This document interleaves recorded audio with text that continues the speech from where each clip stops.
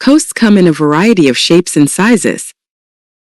For instance, along the United States, the Atlantic coastline is characterized by expansive, flat plains kissed by mild waves. These coastal plains give way to a network of intricate bays often protected by barrier islands.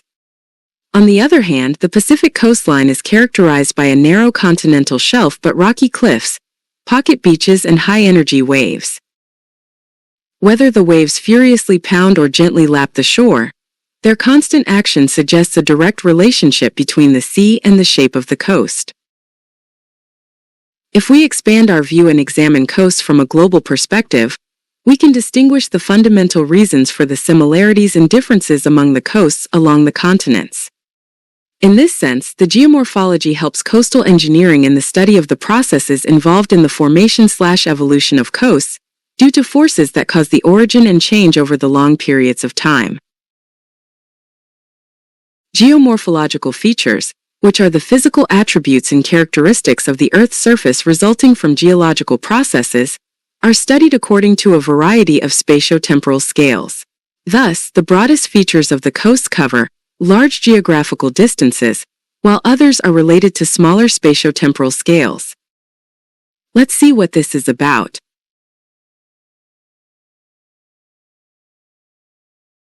First-order features.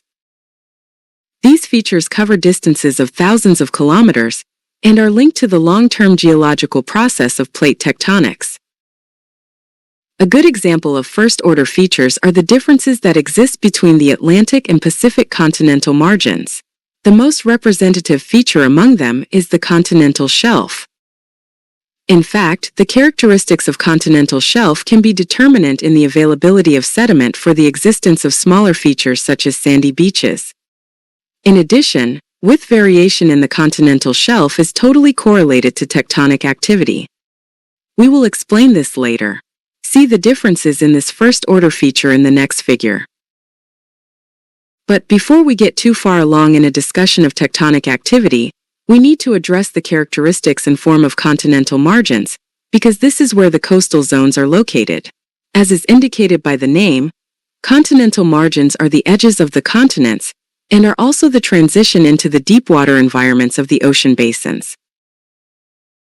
In general, continental margins have several distinct physiographic environments, including the continental shelf, the continental slope, and the continental rise.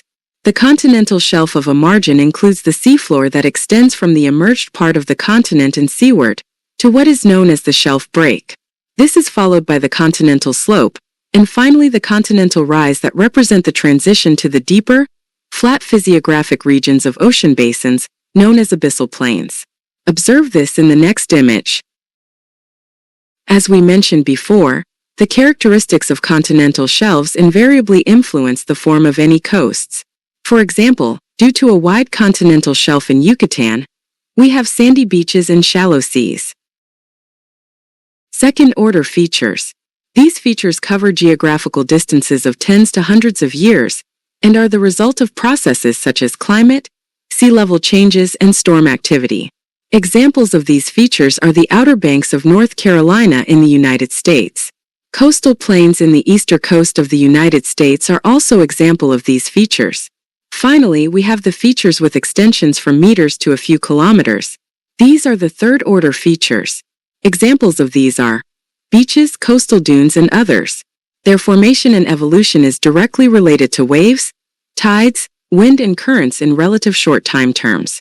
Even when our course will focus mainly on the study of coastal processes that govern the dynamics of third-order features, we must look to the past to review the origin and the role of the revolutionary theory of plate tectonics in the existence of first-order features and their correlation to third-order features.